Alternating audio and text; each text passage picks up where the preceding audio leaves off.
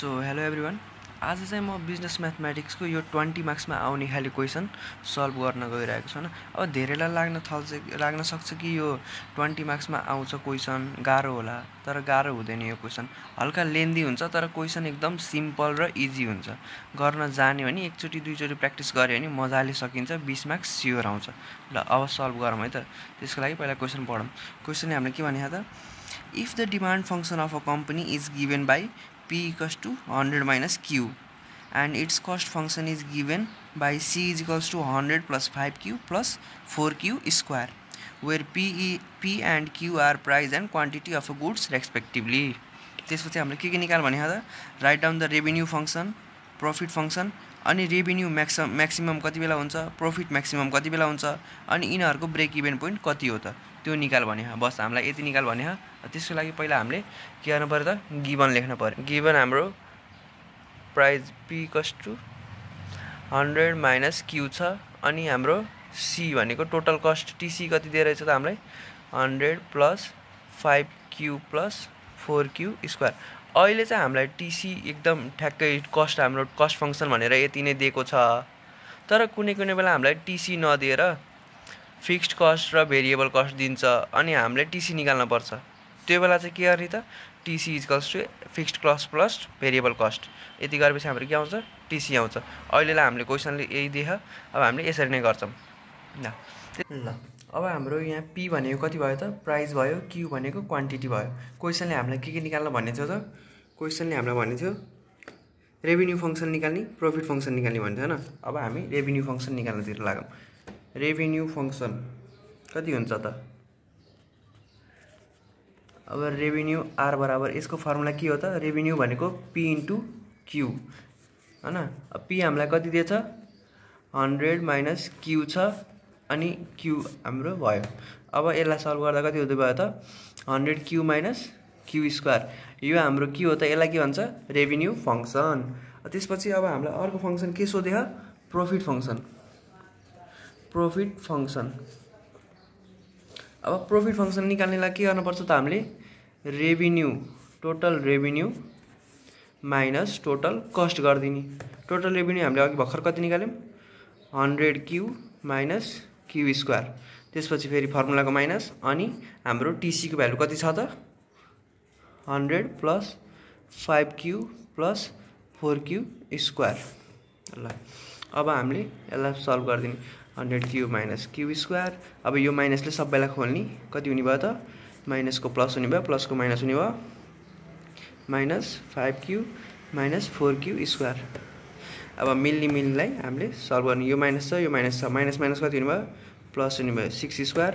त्यसपछि यता 100Q छ, यता 5Q छ, माइनस गर्दा के रे प्लस गर्दा 95Q। अब कति बच्यो त माइनस 100। ल यो हाम्रो के भयो त, यसलाई के भन्छ, प्रॉफिट फंक्शन। ल अब हामीले यति गरेपछि हाम्रो 2 मार्क्स आयो। ए को हाम्रो सकियो। अब बी मा हामीलाई क्वेसनले के सोधेछ, फाइन्ड द म्याक्सिमम रेभिन्यू। अब म्याक्सिमम रेभिन्यू निकाल्नलाई हामीले अभियसली रेभिन्यू फंक्शन के युज गर्ने हो। रेभिन्यू फंक्शन त हाम्रो कति आयो अघि 100Q माइनस Q स्क्वायर आयो हैन। अब यो रेभिन्यू फंक्शनलाई हामीले म्याक्सिमम निकाल्न पर्यो, कति बेला म्याक्सिमम हुन्छ भनेर। त्यसको लागि अब पहिला हामीले के गर्न पर्यो, टेकिङ फर्स्ट डेरिभेटिभ लिनु पर्यो हैन हामीले। ल अब फर्स्ट डेरिभेटिभ लिँदाखेरि कति हुँदो रहेछ त 100Q माइनस Q स्क्वायर। अब डेरिभेटिभ लियौं है त, यसको डेरिभेटिभ यो 100 अगाडि आयो, Q र Q 0 भयो हैन, के रे 0 भन्न आएछ, Q र Q काट्यो, माइनस अब यो पावर अगाडि आयो 2 अनि Q 2 माइनस 1 भनेको Q नै भयो। ल भनेपछि अब फर्स्ट डेरिभेटिभ हाम्रो कति आउँदो रहेछ त 100 माइनस 2Q आउँदो रहेछ फर्स्ट डेरिभेटिभ। अब हाम्रो कुनै पनि फंक्शन कति बेला म्याक्सिमम हुन्छ त, जुन बेला फर्स्ट डेरिभेटिभ इक्वल्स टु 0 हुन्छ, त्यो बेला हाम्रो फंक्शन के हुन्छ, म्याक्सिमम हुन्छ। अब त्यसको लागि अब हामीले निकाल्न पर्यो first derivative equals to 0 when first derivative of revenue equals to 0 then. अब फर्स्ट डेरिभेटिभ हाम्रो कति आथ्यो 100 माइनस 2Q इक्वल्स टु 0। अब यो कति हुने भयो त, Q इक्वल्स टु 50 आउने भयो। ल भनेपछि अब 50 Q इक्वल्स टु 50 युनिट हुँदाखेरि हाम्रो रेभिन्यू के हुने भयो त म्याक्सिमम हुने भयो। अब यसलाई के लेख्न सकिन्छ त therefore the revenue maximum at Q is equals to 50 unit भयो न ल Q इक्वल्स टु 50 युनिट आयो। अब for maximum revenue put Q equals to 50 at equation revenue को इक्वेसन मा हामीले राख्यौं मजा। अब maximum revenue हाम्रो कति हुने भयो त 100Q minus Q स्क्वायर गर्दाखेरि 100 into Q को भ्यालु 50 minus Q स्क्वायर भनेको 50 को स्क्वायर। अब यो क्याल्कुलेसन गर्दाखेरि कति आउने भयो त 2500 है त ल आरएस 2500 हाम्रो के भयो मार्जिनल के रे म्याक्सिमम रेभिन्यू भयो। अब के हुने भयो त therefore maximum revenue is RS 25 at maximum revenue is RS 2500 at Q equals to 50 units. ल यति गरेपछि हाम्रो कति मार्क्स आयो त 6 मार्क्स र प्लस यताको 2 मार्क्स आयो। सरी है यहाँ क्याल्कुलेसन मिस्टेक भएछ। यहाँ -4 र -1 गर्दाखेरि कति हुने भयो -5Q हुने भयो है। यहाँ -5Q हुने भयो। ल अब हाम्रो second question C third question C मा हामीलाई के भनेको त फाइन्ड द म्याक्सिमम प्रॉफिट।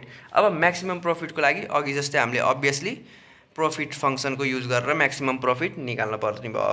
अब हाम्रो प्रॉफिट फंक्शन कति छ त -5Q square plus 95Q minus 100 यो हाम्रो के हो त रेभिन्यू यो हाम्रो रेभिन्यू फंक्शन। अब यसलाई पनि हामीले अघि जस्तरी नै टेकिङ फर्स्ट डेरिभेटिभ गर्ने त्यसपछि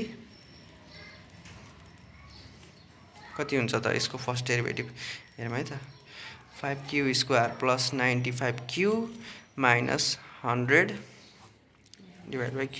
ल अब यसको डेरिभेटिभ कति हुने भयो त 5 2 जा -10 अनि Q प्लस 95 अनि यो 100 कन्स्ट्यान्ट को जहिले पनि के हुन्छ डेरिभेटिभ 0 हुन्छ। ल अब यो कति हुने भयो -10Q प्लस 95 हुने भयो हैन।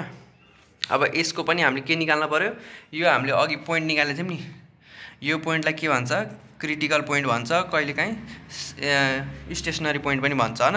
स्टेशनरी पोइन्ट र क्रिटिकल पोइन्ट भनेको एउटै हो। त्यो क्रिटिकल पोइन्ट हाम्रो यो Q इक्वल्स टु 50 आयो त्यहाँबाट हामीले म्याक्सिमम रेभिन्यू Q को ठाउँमा 50 राखेर निकाल्यौं। त्यसरी नै अब हामीले यहाँ के गर्न पर्यो यसको पनि क्रिटिकल पोइन्ट निकाल्न पर्यो। यसको क्रिटिकल पोइन्ट कति बेला निकाल्ने त यसको पनि सेम त्यही हो फर्स्ट डेरिभेटिभ इक्वल्स टु 0 भएको बेला यसको पनि के हुन्छ क्रिटिकल पोइन्ट आउँछ। ल अब कति हुन्छ त यसको फर्स्ट डेरिभेटिभ इक्वल्स टु 0 हुँदाखेरि हेरौँ है त -10Q प्लस 95 इक्वल्स टु 0 गर्दाखेरि अब यो कति हुने भयो त यो सल्भ गर्दाखेरि माइनस माइनस काटियो Q इक्वल्स टु कति आउने भयो त यो माइनस माइनस काटियो अनि Q इक्वल्स टु 9.5 आउने भयो। ल अब हाम्रो क्रिटिकल पोइन्ट कति आयो त Q इक्वल्स टु 9.5 आइसक्यो हैन। अब त्यो 9.5 लाई लहर हामीले कहाँ राख्दिने त प्रॉफिट फंक्शन मा राख्दिने put Q equals to 9.5 at the profit function गर्दाखेरि कति हुने भयो त 351.25 यो हाम्रो के भयो त म्याक्सिमम प्रॉफिट आयो हैन यति। त्यसपछि अब हामीलाई डी नम्बर क्वेशनमा के सोध्दै थियो त ब्रेक इभन पोइन्ट। अब ब्रेक इभन पोइन्ट निकाल्नलाई दुईटा तरिकाले निकाल्न सकिन्छ कि त प्रॉफिट इक्वल्स टु 0 गरेर कि त TR इक्वल्स टु TC गरेर है त। TR इक्वल्स टु TC गरे नि कि कुरा एउटै हो प्रॉफिट इक्वल्स टु 0 गरे पनि कुरा एउटै हो। ल मैले प्रॉफिट तिरबाट गर्न गए है त। अब प्रॉफिट तिर गर्नलाई अब हामी प्रॉफिट फंक्शन लिन पर्यो। प्रॉफिट फंक्शन हाम्रो कति छ -5Q स्क्वायर प्लस 9.5 के रे 95Q माइनस 100 इक्वल्स टु 0 भयो है त।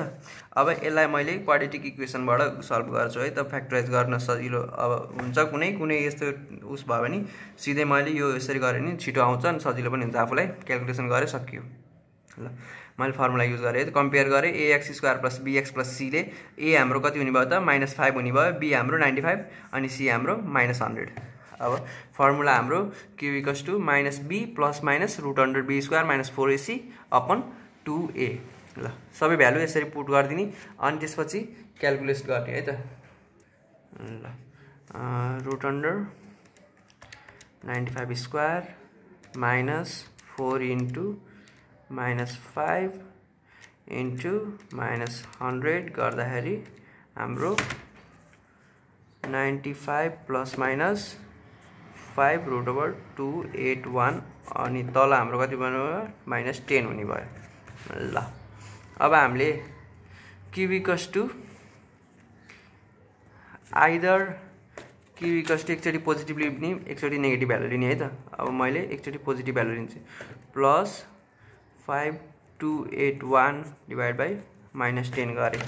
अब यसलाई क्याल्कुलेट गर्दाखेरि कति हुने भयो त -95 प्लस 5 √281 सरी 281 तल -10 गर्दाखेरि आन्सर हाम्रो कति आउने भयो 1.11।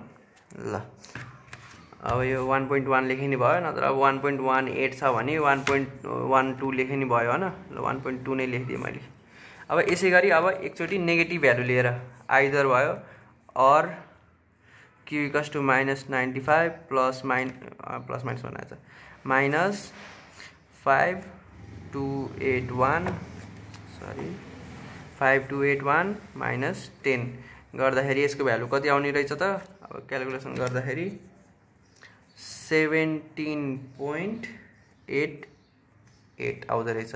भनेपछि हाम्रो ब्रेक इभन पोइन्ट कति भयो, कति बेला हुँदो रहेछ त q equals to q equals to 1.12 हुँदा र q इक्वल्स टु 17.88 हुँदाखेरि हाम्रो के हुने रहेछ त ब्रेक इभन पोइन्ट हुने रहेछ। ल यति गरेपछि हाम्रो कति मार्क्स आउँछ त 20 मार्क्स। यति गरेको 6 मार्क्स अनि यति यो पछाडि गरेको 6 मार्क्स अनि यतिबाट गरेको 6 मार्क्स यो 2 मार्क्स है त। यति गरेपछि 20 मार्क्स हाम्रो कन्फर्म। भिडियो हेल्पफुल भयो सब्स्क्राइब गरिदिनु, शेयर गरिदिनु साथीहरुलाई।